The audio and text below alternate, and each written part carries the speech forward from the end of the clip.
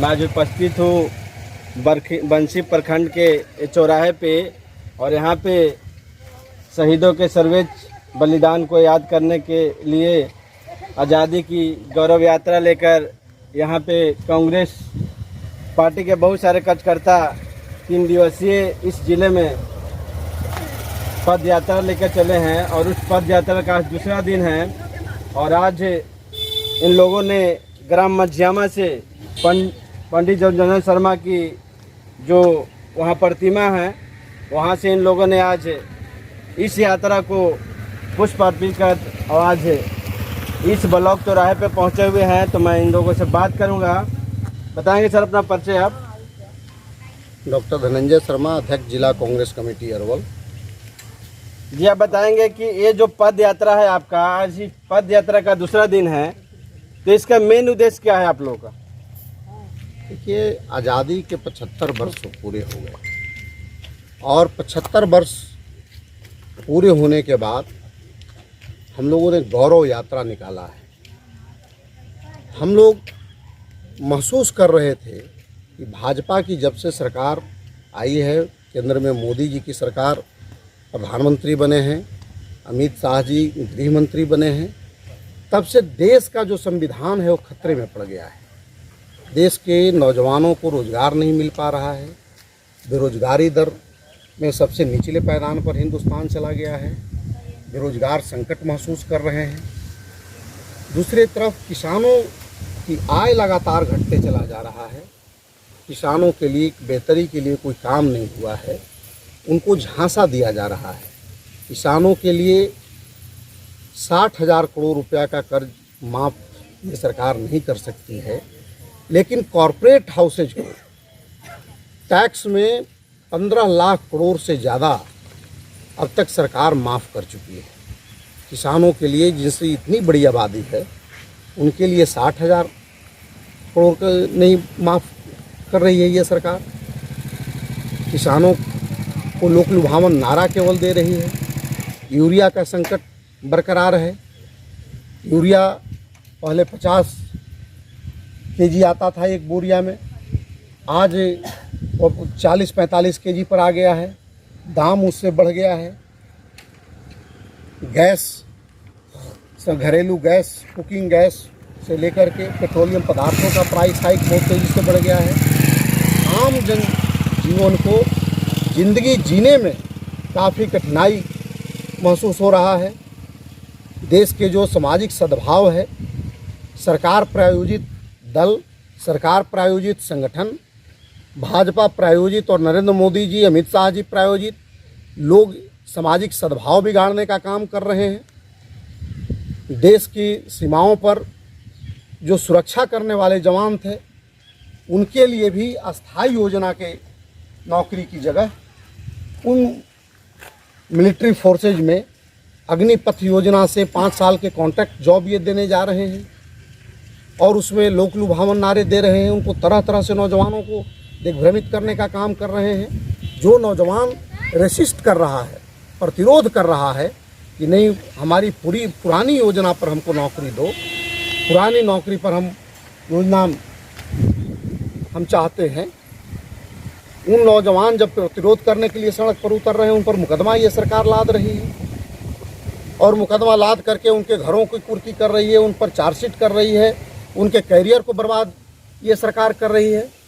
हम लोग उसके खिलाफ, लग रहा है कि इस देश के अंदर में संविधान नाम की कोई चीज़ नहीं बची है।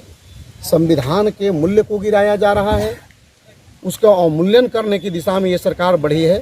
हम लोग उस सरकार के खिलाफ जन जागरण, आज़ादी गौरव 75 वर्ष के जो पूरा हुआ है, आज़ादी गौरव यात्रा के जरिए उनको इन तमाम परिस्थितियों के बारे में बताने का काम कर रहे हैं।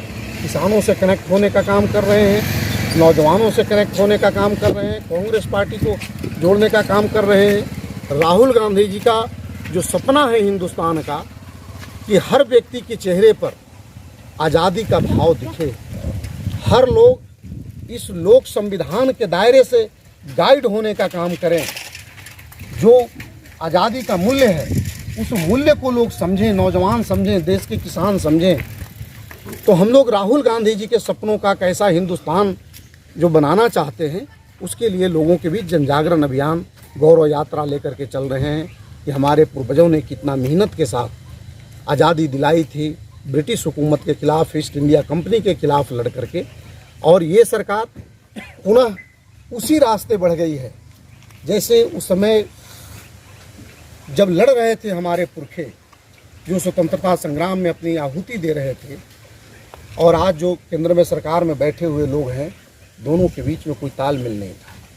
ये मुखबिरी कर रहे थे, ब्रिटिश हुकूमत के मुखबिरी कर रहे थे, बता रहे थे कि कौन क्रांतिकारी है, कौन इस देश के लिए मर मिटने के लिए आमादा है। उसके बारे में ये पता करके जाके वो पुलिस कैंपों में गोरे लोगों को, ब्रिटिश हुक्मरानों को बता रहे थे। आज वो भ्रम पैदा करके देश की सत्ता पर काबिज हो गए हैं, और पुनः देश का जो जनता का पैसा है, देश के अंदर जो संसाधन नीचे तक समृद्धि आई है, उस समृद्धि को छीन करके दो परिवारों के अंदर ये सिमटा देने का काम कर रहे हैं। गौतम अडानी जी के परिवार और धीरू भाई अंबानी जी के परिवार के वो दो लोग, मुकेश अंबानी और अनिल अंबानी जी का कंपनी, वो सबसे ज़्यादा लाभ में है। बाकी सारी कंपनियां बंद होने की कगार पर है। कोरोना का पीरियड देख लीजिए, अभी ये आज़ादी के गौरव के नाम पर ये कह रहे हैं, अमृत महोत्सव के नाम पर, कि आप हर घर झंडा फहराइए। देश का मजदूर ये कह रहा है कि मुझे भी मेरे दिल के अंदर लालसा है कि मैं तिरंगा ज़रूर फहराऊँ, लेकिन मेरे पास घर नहीं है। मोदी जी, मुझे आप घर दीजिए। इंदिरा आवास योजना में ये लगातार कटौती कर रहे हैं। इंदिरा आवास योजना प्रति वर्ष जो औसत दर से बनता था, उसका एक रूट चार्ट जो बना हुआ था, उस रूट चार्ट को इन्होंने छेड़छाड़ कर दिया है। अब ये प्रायोरिटी पॉइंट बेसिस ये तय कर रहे हैं, और उस पॉइंट बेसिस में बहुत बड़ा गड़बड़ झाला ये कर रहे हैं। इनके सिस्टम के लोग कर रहे हैं। नीचे के कुछ पदाधिकारी चाहते भी हैं, जो इम्प्लीमेंटिंग एजेंसी हैं, उनसे बात करने पर कहते हैं कि ये तो सरकार की बनाई हुई जो पॉलिसी है, हम उसी के तहत काम कर रहे हैं। गरीबों को इंदिरा आवास योजना में भारी कमीशन खोरी का शिकार होना पड़ रहा है। हम इन तमाम लोगों को लेकर के राहुल गांधी जी ने जो आह्वान किया है।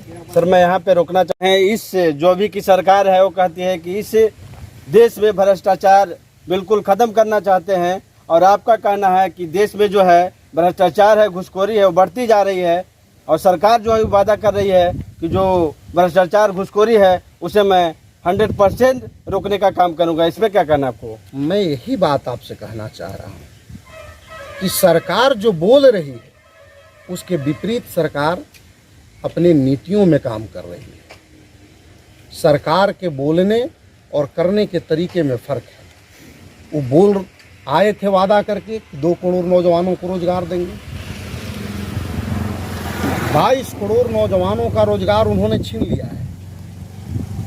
2 करोड़ की योजना का रोजगार सृजन नहीं कर सके, लेकिन 22 करोड़ लोग बेरोजगार हो गए और इस देश मंदी की चपेट में आ गया। वो कह रहे थे कि बाहर के विदेश में पड़े हुए खातों में जो पैसे हैं, यूं ही 15 लाख 20 लाख रुपए प्रत्येक भारतीय के खाते में चला जाएगा, प्रत्येक भारतीय नागरिक समृद्ध हो जाएगा। चुनाव बाद जब उनसे किसी पत्रकार ने, आपके जैसे बुद्धिजीवी पत्रकार ने उनसे पूछा, अमित शाह जी राष्ट्रीय अध्यक्ष थे उनके, उन्होंने कहा कि अरे भाई ये तो चुनाव जीतने के लिए जुमला था। तो सरकार जुमले पर खड़ा होकर के जो कह रही वह कर नहीं रही, जो कर रही है उसको जनता के अंदर प्रचारित नहीं कर रही कि हम आपका कल कारखाना बेच रहे हैं, हम आपके रेलवे को बेच रहे हैं, सरकारी नौकरियों को कम कर रहे हैं, आर्मी के अंदर नौकरियों को कम कर रहे हैं, ठेका प्रथा ज़्यादा शुरू कर रहे हैं। लोगों की ज़िंदगी जीवन जीने के जो तरीके हैं, कफन पर टैक्स इन्होंने शुरू कर दिया। जीने खाने दूध दही पनीर पर इन्होंने टैक्स लगाना शुरू कर दिया। ये ब्रिटिश हुकूमत के काल में भी नहीं हुआ था। ऐसी सरकार इस देश के अंदर में काबिज हो गई है। ये लोकतंत्र इन कारणों से खतरे में पड़ गई है। हर गरीब के चेहरे पर आप देखिएगा, टटोल करके देखिएगा कि वो गरीब अपने अंदर से जो उनको वोट भी दिए हैं वो कितना याहत महसूस कर रहे हैं। वो महसूस कर रहे हैं, ठगा हुआ महसूस कर रहे हैं, छला हुआ महसूस कर रहे हैं। उनको लग रहा है कि एक ऐसी सरकार को, एक ऐसे व्यक्ति को हमने अपना वोट दे दिया जो हमारे सपनों के साथ छल कर रही है, हमारे रोजगार के साथ छल कर रही है, हमारे ज़िंदगी जीने के तरीक़ों को इतना महंगा कर रही है, जो आसमान छूने लगी महंगाई। 350-400 रुपये में जो सिलेंडर मिलता था, उसको लेकर के स्मृति ईरानी जी, इनकी केंद्रीय कैबिनेट की हिस्सा हैं, वो डांस किया करती थी। अब तो संजोग है कि एक महरूम हो गई, समाजवादी बैकग्राउंड से आई हुई थी सुषमा स्वराज जी, वो भी गैस को लेकर के प्रदर्शन करती थी। सर यहाँ पे मैं रुकना चाहूँगा आपको। नहीं, आपको मैं ये बताना चाहूँगा कि आज की जो सरकारें हैं वो वादा कर रही है कि उज्ज्वला योजना से हर घर में खुशहाली आई है, हर घर के लोग खुश हैं और उसका फ़ायदा उठा रहे हैं। इस पर क्या कहना है आपको? बिल्कुल वो कह रहे हैं। उज्ज्वला योजना उन्होंने प्रचार किया। यह उज्ज्वला योजना मनमोहन सिंह जी के सरकार के समय में आई हुई योजना थी। इसको उनके समय में, तब तक सरकार बदल गई, इम्प्लीमेंट हुआ। लेकिन आप उज्ज्वला योजना के लाभान्वित लोगों से जाकर के पूछिए कि आपको कितना पैसा में गैस का सिलेंडर मिल रहा है। आप आज भी परंपरागत तरीके से खाना बना रही हैं कि सरकार के उज्ज्वला योजना का लाभ लेकर के गैस पर खाना बना रही हैं? आपको पता चल जाएगा उन योजनाओं का। ज़मीन पर हकीकत में घरों में जाइए, चूल्हा चौका में जाइए, आप उनसे पूछिए और देखिए कि कितना महीना इस सिलेंडर को भराए हुए होगा। आपको देखने से एहसास हो जाएगा कि वह सिलेंडर और चूल्हा जो रखा हुआ है उस पर मतलब 1 इंच, 1.25 इंच उस पर धूल और गर्दा जम गया है। चूल्हा जले हुए बरसों हो गए। उज्ज्वला योजना इनके जुबान पर कहते हुए थक नहीं रहे हैं। जुमलों की सरकार जैसे 15 लाख दे रहे थे, वैसे ही उज्ज्वला योजना के नाम पर ठगे। और किसानों के लिए नहीं, ये कॉरपोरेट प्रस्त सरकार है, पूंजीपति की प्रस्त सरकार हो गई है।